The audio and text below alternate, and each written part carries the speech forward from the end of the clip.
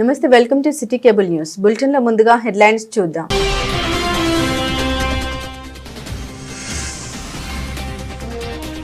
ఈ నెల 23న హైదరాబాద్ లో నిర్వహించే మాలల రణబేరికి తరలి రావాలని పిలుపునిచ్చిన మాల మహానాడు సంఘం నాయకులు.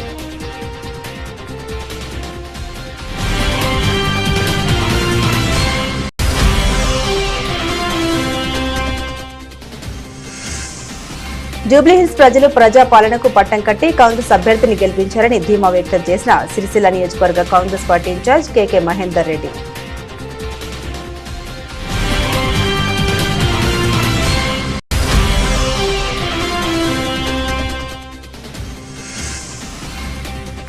మధ్యాహ్న భోజన నిర్వాహకుల బిల్లులు చెల్లించాలని కోరుతూ సిఐటియు ఆధ్వర్యంలో కలెక్టరేట్ కార్యాలయం ముందు ధర్నా.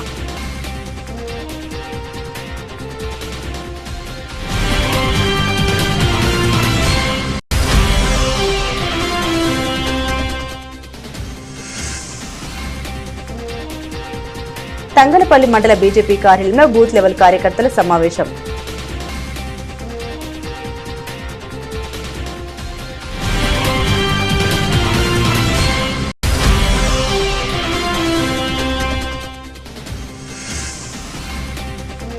తంగలపల్లి మండల పరిషత్ కార్యాలయంలో వికలాంగుల ఆర్థిక చేత కోసం ఇంటర్వ్యూలు నిర్వహించిన ఎంపీడీఓ.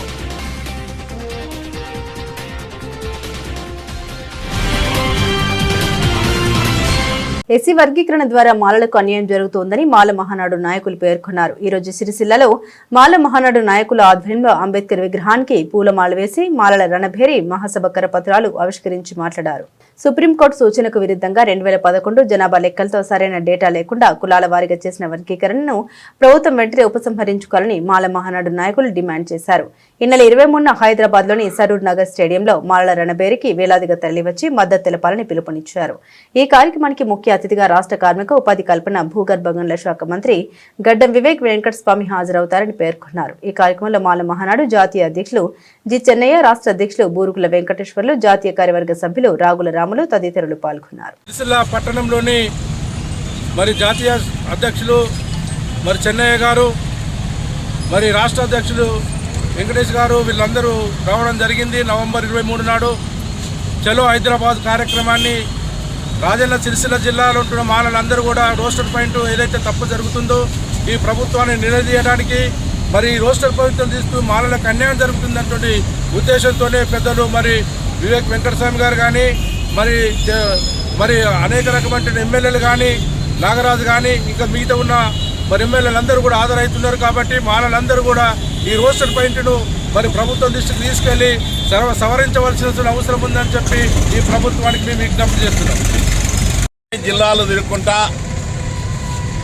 ఈరోజు సిరిసిల్ల జిల్లాకు వచ్చి మన రావులన్న నాయకత్వంలో మాలల ముఖ్య కార్యకర్తల సమావేశంలో మాలలకు జరిగిన అన్యాయాన్ని ఎదిరించి ఎస్సీ వర్గీకరణ చేస్తే కాంగ్రెస్ పార్టీ మాలలకు 5%, మా సోదరులకు 9%.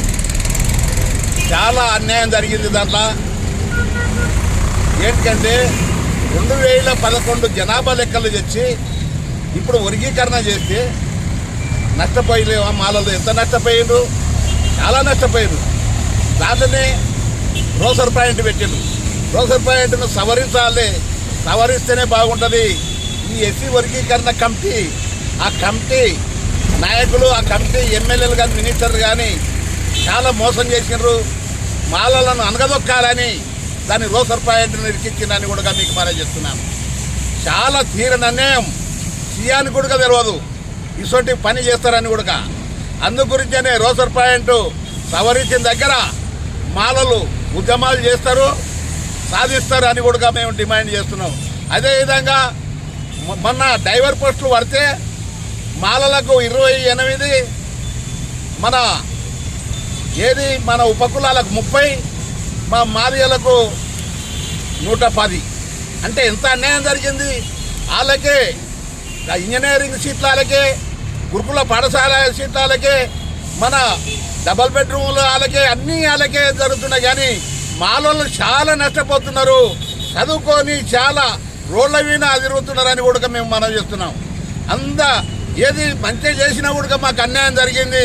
దీన్ని అన్యాయాన్ని ఎదుర్కోవాలంటే మేము హైదరాబాదు నవంబరు 23న మన మాలల రణబేరి లక్షలాది మంది హైదరాబాద్ తరలిపోయి మీ బాటలు మీవే, మీ సద్ది మీకే, మీ బండ్లు మీకే, రాజకీయం కాదు.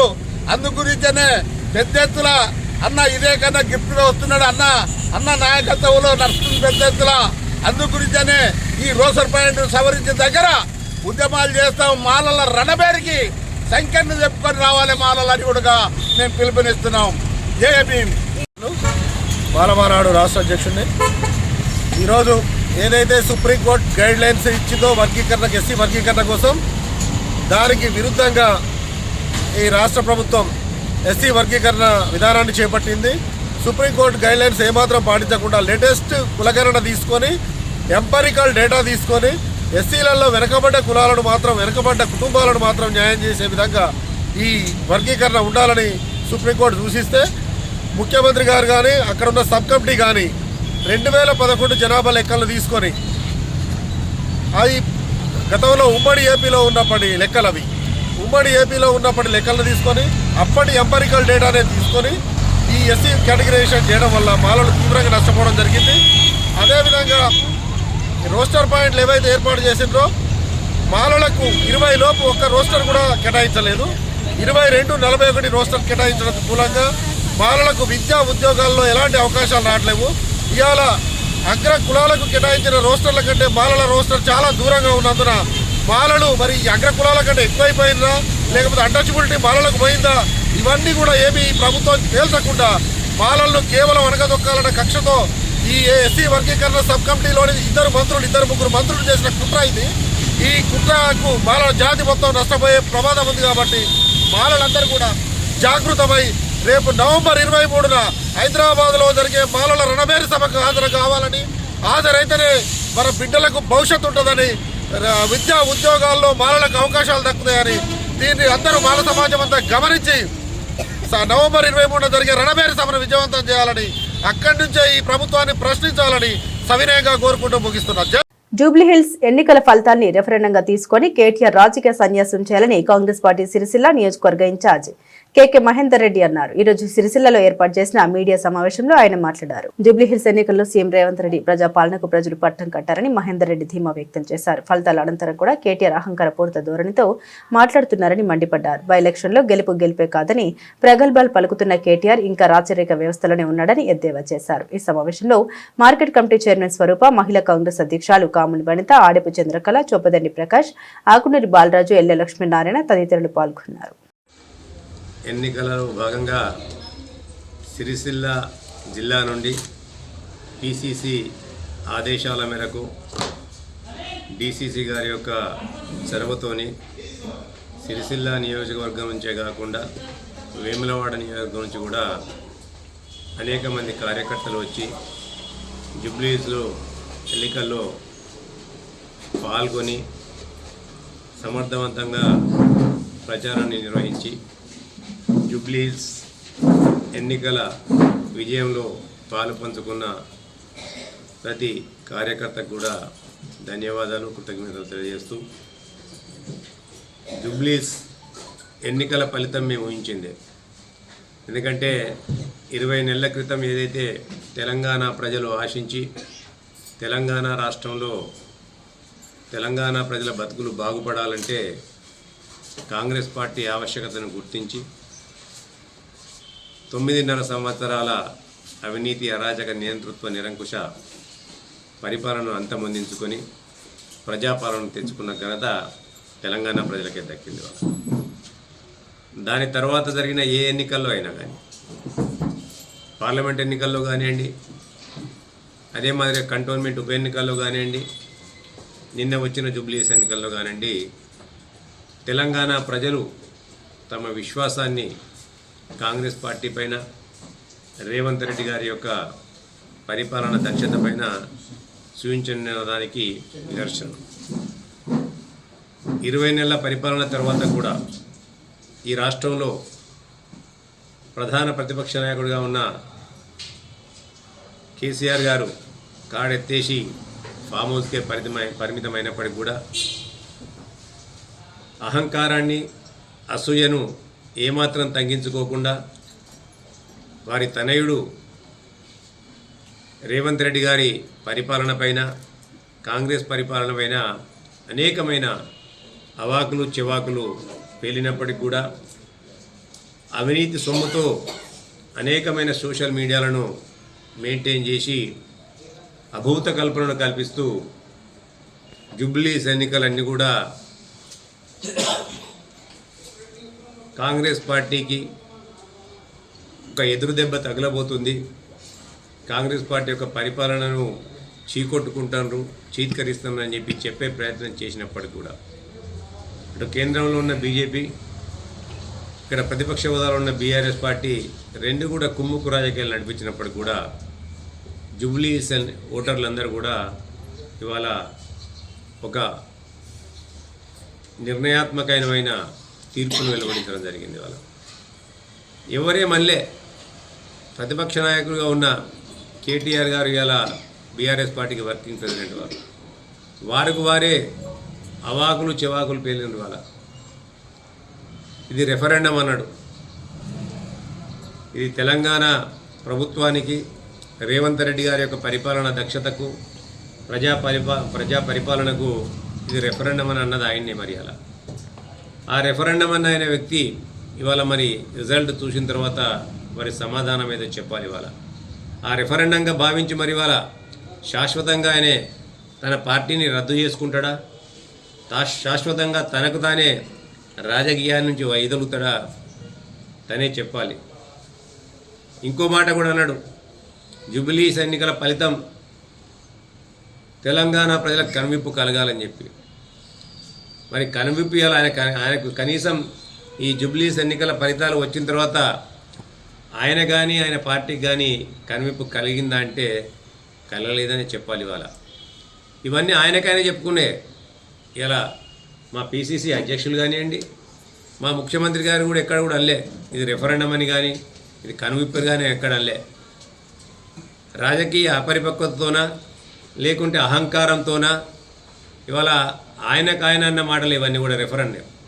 ఇప్పటికీ నేను ఒకటే అంటున్న కేటీఆర్ గారిని, నిజంగా కూడా నీవు తెలంగాణ బిడ్డవే అయినట్టయితే, నీవన్న మాట మీద నీకు నమ్మకం ఉన్నట్టయితే ఈ జూబ్లీస్ ఎన్నికలను ఒక రెఫరెండంగా స్వీకరించి రాజకీయ సన్యాసం పుచ్చుకోవాలని చెప్పి నేను డిమాండ్ చేస్తున్నాను.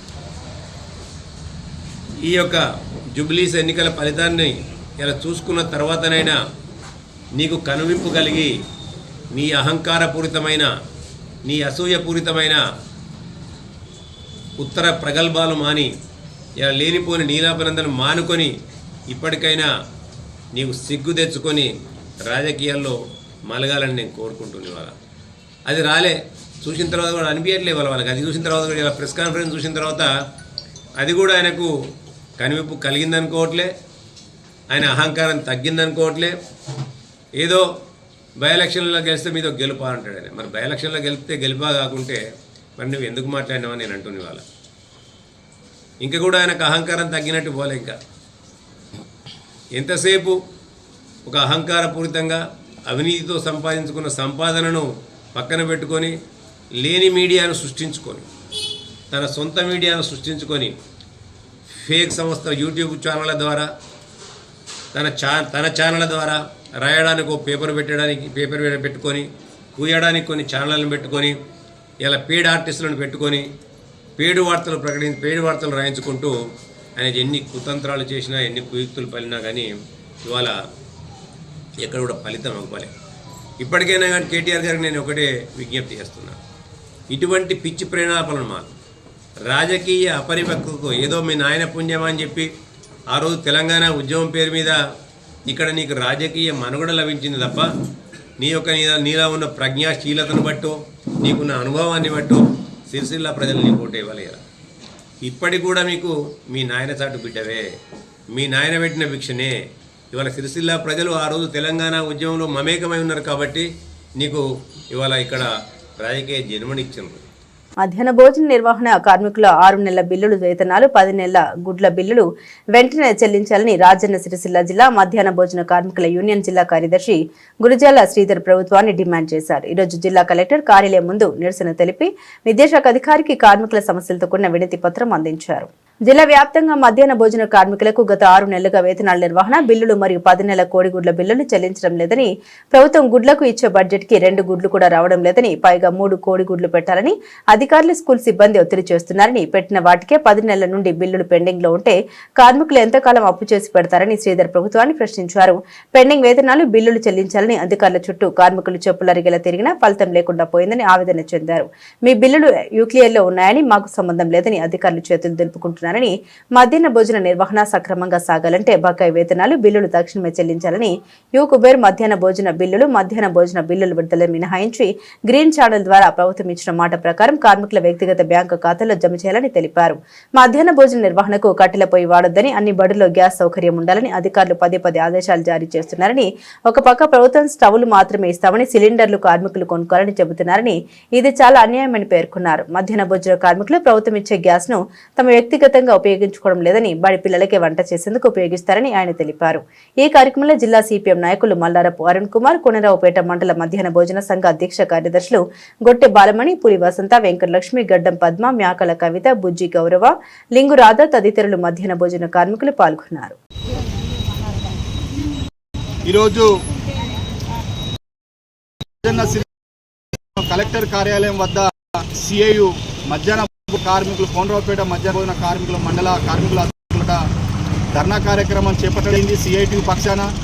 మరి ఇలా ప్రభుత్వం కొన్ని మాసాల నుంచి దాదాపు 8 నెలల 10 నెలల నుంచి కోడిగుడ్ల బిల్లు కానీ, మెస్ ఛార్జీలు కానీ, కనీస వేతనాలు ఏవైతే ఉన్నాయో ఇప్పటి వరకు కూడా 10 నెలల నుంచి అమలు చేయకపోవడం వల్ల వీళ్ళు మానసికంగా మధ్యాహ్న భోజన కార్మికులు ఆర్థిక పరంగా తీవ్ర ఇబ్బందికి లోనవుతున్న సందర్భంలో మరి ఇలా ప్రభుత్వం ఎన్నో పథకాలకు ఎన్నో కోట్ల రూపాయలు ఖర్చు పెడుతున్నప్పటికీ మరి ఇలా మధ్యాహ్న భోజన కార్మికులు తెల్లారు లేస్తే సాయంత్రం దానిగా మధ్యాహ్న భోజన పిల్లలకు విద్యార్థులకు ఏదైతే ఉందో పౌష్టిక ఆహారం అందించడంలో ఇలా మధ్యాహ్న భోజన కార్మికులు ఈ జిల్లా లోపల కానీ రాష్ట్రంలో కానీ కీలక పాత్ర వహిస్తున్నటువంటి మధ్యాహ్న భోజన కార్మికుల పెండింగ్ బిల్లులు కానీ గౌరవ వేతనం కానీ సక్రమంగా చెల్లించకపోవడం వల్ల నెల వాళ్ళు చాలా ఆర్థికంగా ఇబ్బందుల పాలవుతున్న సందర్భంలో మరి ఇలా ప్రభుత్వం కూడా మేము అధికారికి వస్తే మధ్యాహ్న భోజన కార్మికులకు కనీస వేతనం 10,000 రూపాయలు ఇస్తామని చెప్పి ఇప్పటికి 2 సంవత్సరాలు పూర్తిగా వస్తున్నా కూడా మరి ఎక్కడ పరిస్థితి మరి కనీస వేతనం 10,000 రూపాయల మాట దేవుడేరు. ఆ ఇచ్చే మా కేంద్ర రాష్ట్ర ప్రభుత్వాల గౌరవ వేతనం కూడా ఇచ్చే పరిస్థితి లేదు. కాబట్టి ఇప్పటికైనా బేసరతిగా కాంగ్రెస్ ప్రభుత్వం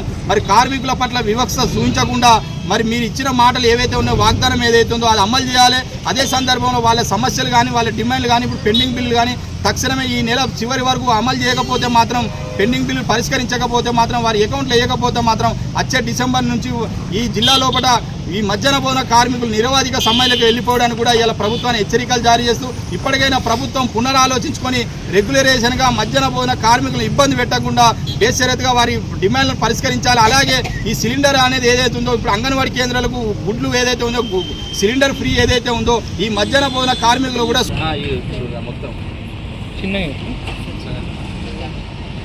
మాకు మధ్యాహ్న భోజన కార్మికురాలుగా నేను కోనరావుపేట మండలం నాగరం గ్రామంలో పనిచేస్తాను. మాకు గత 9 నెలల క్రితం నుంచి మాకు పెండింగ్ ఉన్న బిల్లులు అటువంటి దాని గురించి మేము కలెక్టర్ ఆఫీస్ దగ్గర దయచేసి మాకు ఎట్లాంటి సమస్యలు ఉన్నా కానీ ప్రభుత్వం పట్టించుకొని మా ముందుకు వచ్చి మాకున్న సమస్యలు వస్తాయని ఆశతోటి మేము చాలాసార్లు ఇక్కడికి వచ్చి దాడి చేయడం జరుగుతుంది. కానీ ఈ ప్రభుత్వం పట్ల చర్యలు తీసుకోలేదు. దయచేసి ఇప్పటికైనా మా గురించి ఆలోచించి ప్రభుత్వం ముందుకు రావని కోరుకున్నాను. త్వరలో జరగబోయే స్థానిక సంస్థల ఎన్నికల్లో బీజేపీ అభ్యర్థుల్ని గెలిపించుకోవాలని బీజేపీ నాయకులు పిలుపునిచ్చారు. ఈరోజు తంగలపల్లి మండల బీజేపీ పార్టీ కార్యాలయంలో అధ్యక్షులు వెన్నమనేని శ్రీధర్రావు ఆధ్వర్యంలో బూత్ స్థాయి కార్యకర్తల సమావేశం జరిగింది. ఈ సమావేశానికి జిల్లా ఉపాధ్యక్షులు శీలం రాజు, జిల్లా అధికార ప్రతినిధి నవీన్ యాదవ్లు ముఖ్య అతిథులుగా హాజరై మాట్లాడారు. బూత్ స్థాయిలో కార్యకర్తలు బలంగా పనిచేసి రాబోయే రోజుల్లో నిర్వహించే ఎన్నికల్లో అభ్యర్థుల గెలుపుకు కృషి చేయాలని బీజేపీ నాయకులు పేర్కొన్నారు. దేశం కోసం, ధర్మం కోసం పనిచేసే బీజేపీ కార్యకర్తలు సైనికులా పనిచేయాలని సూచించారు. ఈ సమావేశంలో జిల్లా కౌన్సిల్ మెంబర్ కోల ఆంజనేయులు, మండల ప్రధాన కార్యదర్శి ఇటుకల రాజు, ఉపాధ్యక్షులు రెడ్డిమల్ల ఆశీర్వాద్, మహిళా మండల అధ్యక్షులు కోడం భవిత, జిల్లా కోశాధికారి రామలింగారెడ్డి, జిల్లా social media convener Jukanti Akhil, booth అధ్యక్షులు కార్యకర్తలు పాల్గొన్నారు. బర్గం నవీన్ యాదవ్ గారు, శీలం రాజన్ గారు, పేరు అజయగౌడ్ గారు రావడం జరుగుతుంది. మీరు ముఖ్య ఉద్దేశం వీళ్ళను మాట్లాడాల్సిందిగా రాజాను మాట్లాడాల్సింది. ఈరోజు రాజన్న సిరిసిల్ల జిల్లాలోని తంగలపల్లి మండలంలో బూత్ స్థాయి కార్యకర్తల సమావేశం ఏర్పాటు చేసిన ఈ యొక్క మండల అధ్యక్షులు వెన్నమనేని శ్రీనివాసరావు గారికి, శ్రీధర్రావు గారికి, మరియు ఈ యొక్క జనరల్ సెక్రటరీ రాజు గారు, మరియు మా తోటి మిత్రుడు నవీన్ యాదవ్ గారు, అంజనేయులు గారు, అందరికీ పేరు పేరున నమస్కారాలు. పత్రికా మిత్రులందరూ కూడా నమస్కారాలు. ఇక్కడ పార్టీ ముఖ్య ఉద్దేశం ఏంటంటే బూత్ స్థాయిలో పార్టీ బలోపేతం చేయాలి. రానున్న స్థానిక సంస్థల ఎలక్షన్లలో ఏ విధంగా గెలవాలి, ఎంపీటీసీలు, జెడ్పీటీసీలు, సర్పంచులు, ఆ యొక్క గెలుపును ఏ దిశగా మనం ప్రయత్నం చేయాలన్న దానికోసము హుజురాబాద్లో మా యొక్క రాష్ట్ర అధ్యక్షులు గారు ఈ యొక్క పార్లమెంటు స్థాయి సమావేశాన్ని ఏర్పాటు చేయడం జరిగింది. ఆ యొక్క సమావేశానికి బూత్ స్థాయి నుంచి బూత్ అధ్యక్షులు, booth general secretary, social media ఇన్ఛార్జిని అక్కడ తీసుకువెళ్ళి ఆ యొక్క సమావేశానికి హాజరుపరిచి ఈ యొక్క ఎలక్షన్ను ఏ విధంగా ఎదుర్కోవాలి, ఏ విధంగా స్థానిక ఎలక్షన్లలో మనం గెలవాలనే దాని మీద పూర్తిగా దిశానిర్దేశం చేస్తారు. మేము కూడా ఈ యొక్క మండలంలోని చాలా గ్రామాలు అన్ని బూతులలో కూడా పార్టీని బలోపేతం చేసినాము. ఈ యొక్క రాబోయే ఎలక్షన్లలో పూర్తిగా భారతీయ జనతా పార్టీకి సంబంధించిన ఎంపీటీసీలు, జడ్పీటీసీలు, సర్పంచులు గెలుస్తారని చెప్పి మేము ఆశిస్తున్నాము. ఆ దిశగా ప్రయత్నం చేస్తున్నాము. ఎందుకంటే గతంలో ఉన్నదానికంటే పార్టీ యొక్క మండలంలో చాలా బలంగా తయారైంది. ఒకప్పుడు చాలా గ్రామాలలో 10-20 మంది కార్యకర్తలు ఉండే, కానీ ఈరోజు వందలాది మంది కార్యకర్తలు భారతీయ జనతా పార్టీ కోసం, దేశం కోసం, ధర్మం కోసం, ఈ యొక్క హిందుత్వం కోసం పనిచేయడానికి ప్రతి ఒక్కరు కంకణబద్దులై పనిచేస్తూ ఉన్నారు. రాబోయే ఎలక్షన్లో ఖచ్చితంగా భారతీయ జనతా పార్టీ ఈ యొక్క మండలంలో జెడ్పీటీసీలు, మెజార్టీ ఎంపీటీసీలు, సర్పంచులు కైవసం చేసుకుంటుందని తెలియజేస్తున్నాం.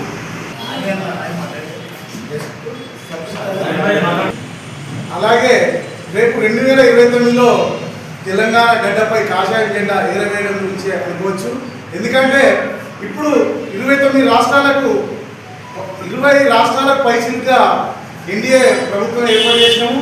రేపు సౌత్ రాష్ట్రాలలో కూడా రాబోయే రోజులలో ఖచ్చితంగా భారతీయ జనతా పార్టీ జెండా ఎగరవేస్తామని మీ పాత్రికేయుల సమక్షంలో మేము తెలియజేస్తున్నాము. ఎందుకంటే అందులో భాగంగానే ఇప్పుడు కొందరు అనుకోవచ్చు ఇక్కడ నిన్న రాలేదని. అది కాదు మా ఉద్దేశం.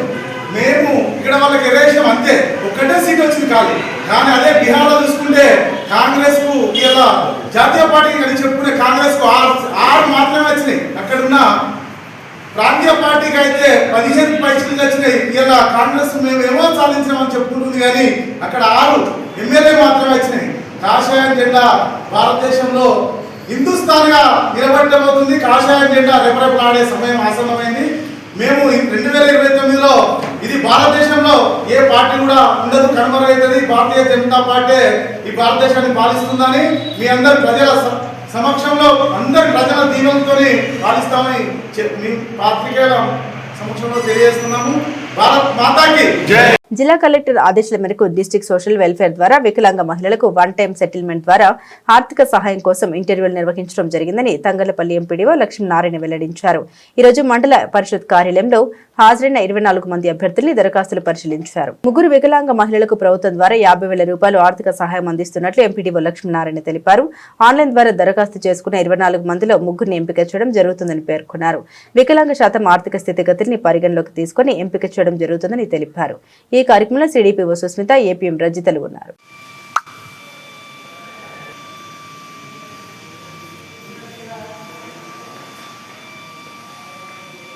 అభ్యర్థులకి ప్రభుత్వం ద్వారా 1 టైం సెటిల్మెంట్ కింద అంటే 1 టైం కింద 50,000 పూర్తి ఆర్థిక సహాయం చేయడం కోసమని డిస్ట్రిక్ట్ వెల్ఫేర్ ఆఫీసర్ నుంచి అట్లాగే జిల్లా కలెక్టర్ గారి నుంచి వచ్చిన ఆదేశాల ప్రకారం మన మండలానికి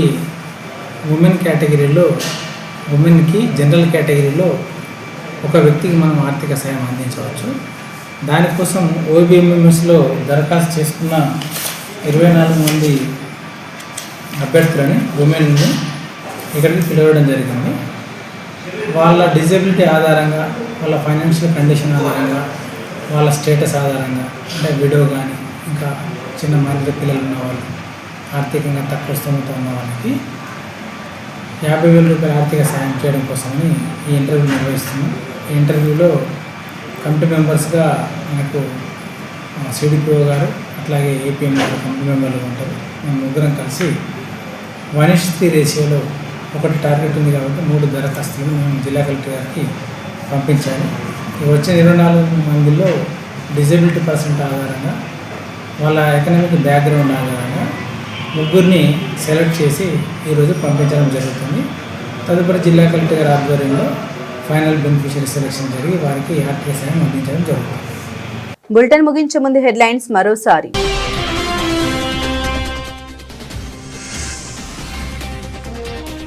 ఈ నెల 23న హైదరాబాద్లో నిర్వహించే మాలల రణబేరికి తరలి రావాలని పిలుపునిచ్చిన మాల మహానాడు సంఘం నాయకులు.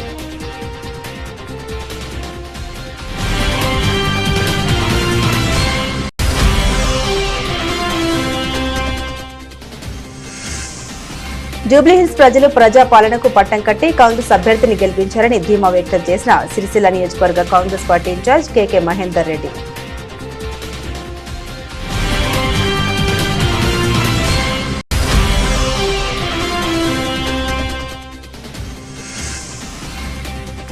మధ్యాహ్న భోజన నిర్వాహకుల బిల్లులు చెల్లించాలని కోరుతూ సిఐటియు ఆధ్వర్యంలో కలెక్టరేట్ కార్యాలయం ముందు ధర్నా.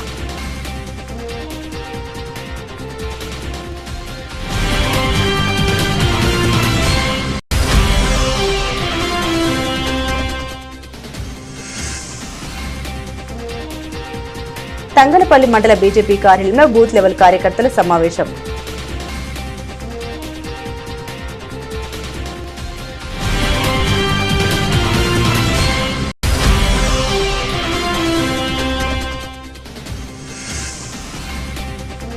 తంగలపల్లి మండల పరిషత్ కార్యాలయంలో వికలాంగుల ఆర్థిక చేత కోసం ఇంటర్వ్యూలు నిర్వహించిన ఎంపీడీఓ.